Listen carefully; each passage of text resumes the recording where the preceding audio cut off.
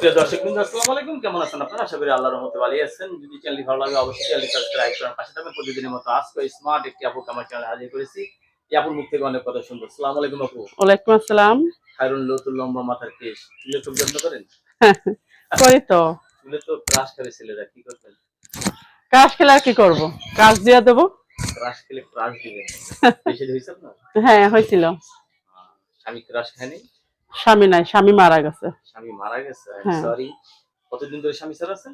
তাও এই 1.5-2 বছর।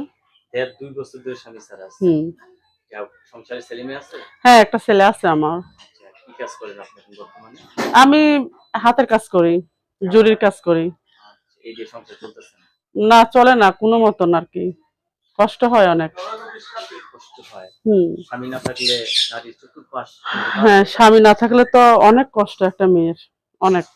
একটা বাচ্চা নিয়ে সবথেকে বড় কষ্ট সমাজের কিছু লোকের আছে, কথা বলে, বাজে কথা বলে, ঠিক না? গরিবের বউ সবারই ভাবি হয়ে দাঁড়ায়। যাই হোক, আপনি নতুন করে সংসার করতে চাচ্ছেন না?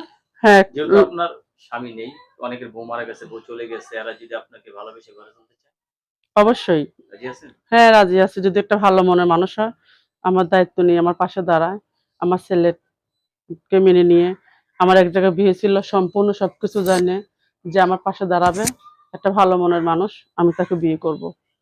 আমি নতুন করে আমার জীবনটা আবার শুরু করব। হ্যাঁ, নতুন করে একটা জীবন শুরু করতে হবে। হ্যাঁ। নারীর জীবনের সবথেকে মূল্যবান জিনিস কি জানেন আপনি? নারীর থেকে একটা মূল্যবান, সব থেকে মূল্যবান সম্পদ তার স্বামী। স্বামী। সেই স্বামীটা কিন্তু আপনার নেই। নেই, আল্লাহ নিয়েই গেছে। সেই স্বামীটা যদি থাকতো তাহলে আপনার এই জায়গায় আসতে হতো না, এই জায়গায় দাঁড়াতে হতো না। হুম। ঠিক না? আচ্ছা, আপনার অনেকের বউ মারা গেছে, বউ চলে গেছে, এই সমস্ত পুরুষ আপনার একটু ভালো হয়, কারণ ওরা বউর দুঃখ বুঝে, আপনি স্বামীর দুঃখ বুঝে। হ্যাঁ, ঠিক না? লেখাপড়া করছে কিছু? হ্যাঁ। ফ্যামিলিতে কে কে আছে আপনার? বাবা মা ভাই বোন কেউ আছে? এখন আমার ফ্যামিলিতে বাবা বাবা মা এখন কেউ নাই, আমি একটা ঘর ভাড়া নিয়ে থাকি। তারা দেশের বাড়ি থাকে বিক্রমপুর। আরো একটু চাপে পড়ে গেছে। হ্যাঁ, হ্যাঁ। তো সবাই আপনার সাথে কথা বলতে চাইবে, কারোর সাথে খারাপ ব্যবহার করবেন না, ঠিক আছে? না, ঠিক আছে। 10 জনের সাথে কথা বলবেন, ভালো একটা ছেলে থেকে বিয়ে করবেন। আমরা দোয়া করি আপনার জীবনটা ফুলে ফুলে ভরে যাক।